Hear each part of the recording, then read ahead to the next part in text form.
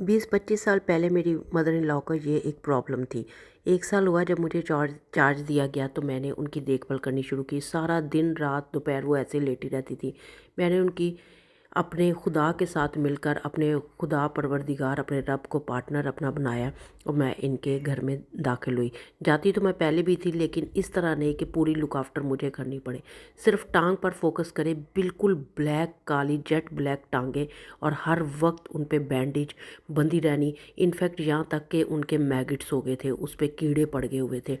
میں نے ان کا چارج سنبھالنا شروع کیا۔ مجھے نہیں پتا کہ جب ہم کوئی کام نیک نیتی سے شروع کرتے ہیں اور اپنے خدا کو اپنا پارٹنر بناتے ہیں تو کبھی ہو ہی نہیں سکتا جیسے 4 دن کا مرا لازر زندہ ہو سکتا ہے۔ تو یہ بیماری تو کچھ بھی نہیں تھی، بھلے وہ 30 سال پرانی کیوں نہ ہو۔ میں نے ان کی دیکھ بھال اسپرچولی اور فزیکلی ان کی ڈائٹ چینج کی اور ان کی دیکھ بھال کرنی شروع کر دی۔ آہستہ آہستہ انہوں نے سروائیو کرنا شروع کیا اور یہ ٹیبل کی مدد سے انہوں نے چلنا شروع کیا۔ ایک ایک سٹیپ جب انہوں نے اٹھانا شروع کیا تو میرے اندر ایک امید کی کرن جاگی کہ اب یہ چل سکتی ہیں۔ میں نے اپنے خدا کی عبادت کرنی نہیں چھوڑی اور اپنے جو میرا پارٹنر تھا، میں کوئی مندر مسجد گرودواروں پہ جا کے لمبی لمبی دعائیں نہیں کرتی چیخ چیخ کے۔ بس آپ کا دل صاف ہے، آپ کی نیت صاف ہے تو ہو ہی نہیں سکتا کہ ایک رائی کے دانے جتنا ایمان آپ میں ہو تو آپ سکسیسفل نہ ہو۔ وہ پھر بھی گر گئی، نہیں اٹھ پا رہی تھی۔ اسی دوران پھر میں نے ان کی مزید اور زیادہ کیئر شروع کر دی اور یہ دیکھیں ہر وقت وہ پٹی میں بھیگی پڑی رہتی تھی اور بلیک ان کی جیٹ بلیک ٹانگ ہوتی تھی۔ خیر، میں نے اور میری فیملی میں نے کوئی ان کی کسر نہ چھوڑی اور ان کی دیکھ بھال ہم لوگ کرتے رہے۔ جب اس رب نے زندگی دی ہے تو اس کی کوئی وجہ ہے، بیماریوں کے ساتھ ہی نہیں وہ گزرنی۔ ہو سکتا ہے کہ وہ زندگی ہم لوگوں کو اس نے کچھ سکھانے کے لیے دی۔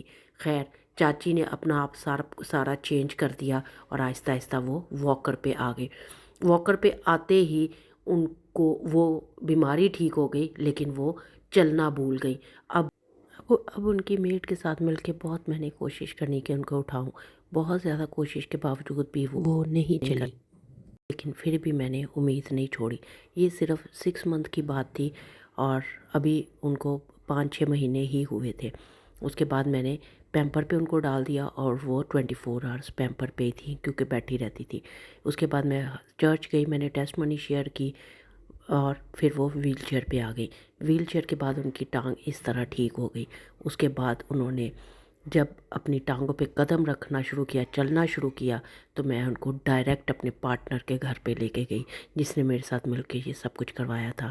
یہ وہ چرچ خود چل کے جا رہی ہیں اور یہ میرا راضی خدا ہے اور وہ میرے اصلی خدا کے گھر پہ آئی ہیں۔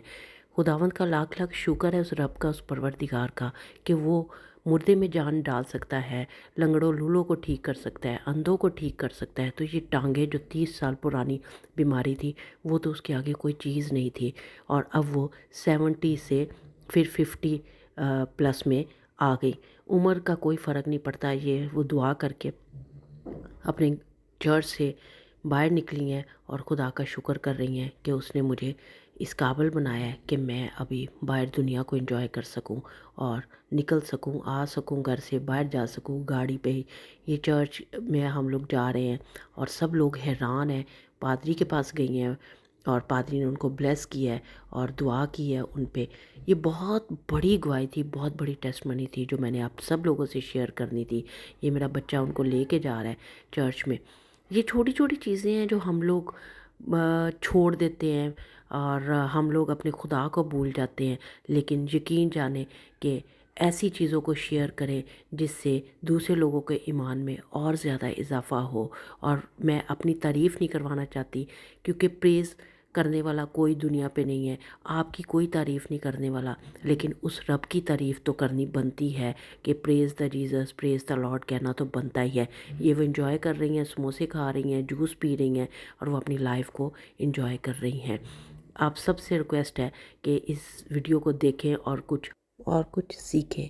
اس ویڈیو سے ہم بہت کچھ سیکھ سکتے ہیں۔ اب ہماری ہیپی فیملی ہے اور ہم لوگ بہت اچھا انجوائے کر رہے ہیں۔ اینڈ میں آمین کہنا تو بنتا ہے۔ Help for help less.